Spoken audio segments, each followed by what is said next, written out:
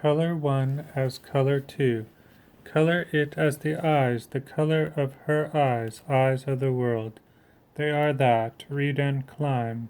I read them, read, over and again, and to climb in colors confuses me. The storm has a cherry flavor, the storm lightning, more pounding, Walt Whitman's waves. A pounding, a rounding, a grounding, a sorry willow tree, sorry like an old shoe, the willow tree closed into itself, its own new mother. As a tree is of a tall fall sort, partly made, partly hearty, dirty, made to grow up and stay there, like a jar's time, one that provides water to those thirsty for the time, in a sweet blueberry time, with winds turning, overcoming perfectly all the air, turning unto the highest heavens, they appear to rise, they appear to the heights, they appear in the air, at the timeless sound emptied by villainy, the sound chosen to be like a thunder boom. A patient woman, beautiful and calm, a woman anciently historical, and a cheerful man, a man cheerful, a cheerful man who loves her. There's a backwards dollar, so as such, one that creates some stupidity, but there's a cheerful lily, which colors the earth, and is for all in its vibration, for all in its presence. It has its low vision, stretching over countless patches of grasses here and there. It is part smoothness, being beautiful like the stars.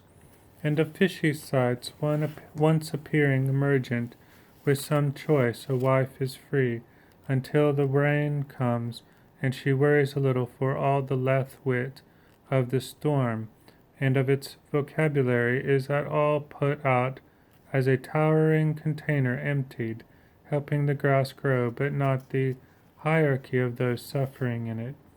In noises stupid, subsequently numbered as a few more, it is to send first to freely battle what one must do until in a sure minute set 60 seconds of life to wings asleep, drenched wings, sleep and peaceful breathings. Because of the reeds rising tall, each one is as the other, shaped thin, that hissing heath wind, tossed, frenzied, is as the law of death, one we all hear, in watery slush, it I just forget, as those whom I have once helped, and those who cursed me once over a few things, not caring whatever they happen to be, I can remember again by these hands of mine, to take the help I need, to say again aloud what keeps a while in my heart. A lady's gelding, I see, runs off, and she has a tenant racket to curse. O Lord, who created all. For a happiness steal, the sky is wetted by rain. It rounds my time which connects the place to my sense of it, of where I am in it. A river of sky is the compensation for its nuanced rain. The subtraction of the snare is my business here, which is that I am on the ground lying, winning the tail by the river's edge, and these high trees seeking nothing more but to creep off into whatever land follows. Hi, Lily.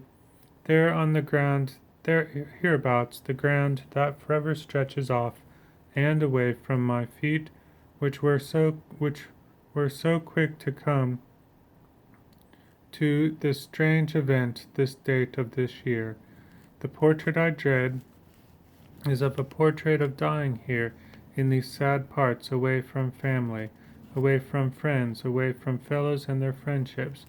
I fool my own head, which is set on my shoulders up above the rest of me. The side helper, a blueberry patch, makes me feel that I belong here, though this physique of my weeping for weeping, tear after tear after tear, calls for a blown-up beer, to pop open the can and comprehend myself again. The wall light is drenched with foreverness, and with a soul pace that frames my delight, in ethical thought, infinity or to heaven, if there be one, to rift some lines of lines of lines that call forth in a great sound, when none do much else but amuse the muses. And of bones rotting I see my own bones rotting, and being off for some, I do reckon that my operation here, on a birthday of mine, I understand is great. The infinite fresh as all, is not really visible to me as I sought, for streets feel for eyes that will be fixed on seeking out a brandy drinking for reason that I have been dared by these tide gaps to bring it all together in the whole moanful morning, placed in the white, to study this river as if a siren traps me here to visualize it all as one biggest picture.